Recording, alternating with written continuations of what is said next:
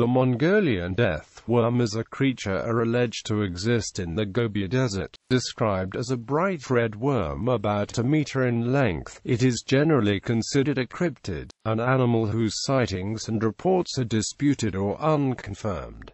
Various claims are made about the worm by natives of the Gobi. Some say it has the ability to spew forth an acid which, on contact, will turn anything it touches yellow and corroded. Others say it can kill at a distance by means of electric discharge. A creature first came to Western attention as a result of Roy Chapman Andrews' 1926 book On the Trail of Ancient Man. The American paleontologist was not convinced by the tales of the monster that he heard at a gathering of Mongolian officials. None of those present ever had seen the creature, but they all firmly believed in its existence and described it minutely. Appearance. The worms are purportedly between 2 and 5 feet long, and thick-bodied. In On the Trail of Ancient Man, Andrews cites Mongolian Prime Minister Damdin Bazar, who in 1922 described the worm. It is shaped like a sausage, about 2 feet long, has no head nor leg, and it is so poisonous that merely to touch it means instant death. It lives in the most desolate parts of the Gobi Desert. In 1932, Andrews published this information again in the book The New Conquest of Central Asia, adding, "It is reported to live in the most arid, sandy regions of the western Gobi." Andrews, however, did not believe in the creature's existence. In his 2001 book Mongols Kazafhadi, Czech cryptozoologist Ivan Makl described the animal from second-hand reports as a sausage-like worm over half a meter long, and thick as a man's arm, resembling the intestine of cattle. Its skin serves as an exoskeleton, molting whenever hurt. Its tail is short, as if it were cut off, but not tapered. It is difficult to tell its head from its tail because it has no visible eyes, nostrils, or mouth. Its color is dark red, like blood or salami.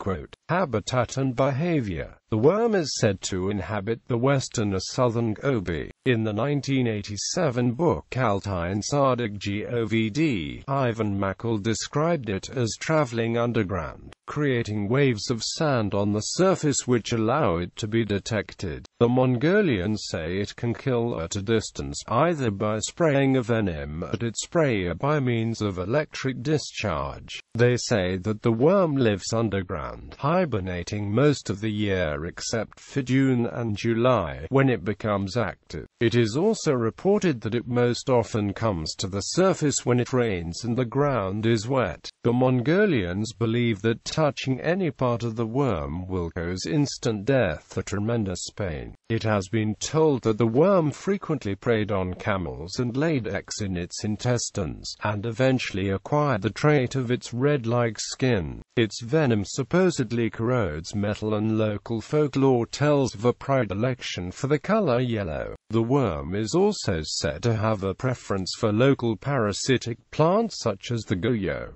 Mentions. Investigations. In 1990 and 1992, Ivan Makl led small groups of companions into the Gobi Desert to search for the worm, inspired by Frank Herbert's novel Dune, in which giant fictional sandworms could be brought to the surface by rhythmic thumping. Makl constructed a motor-driven thumper, and even utilized small explosive charges in a bid to find the animal. British zoologist Carl Shuker brought the animal back to the general attention of the English-speaking public in his 1996 book The Unexplained. This was followed a year later by a paper in the 14 Studies, later reprinted in The Beasts That Hide from Man, which hypothesized that the death worm was an amphisbaenid. Lauren Coleman included this animal in Cryptozoology A to Z.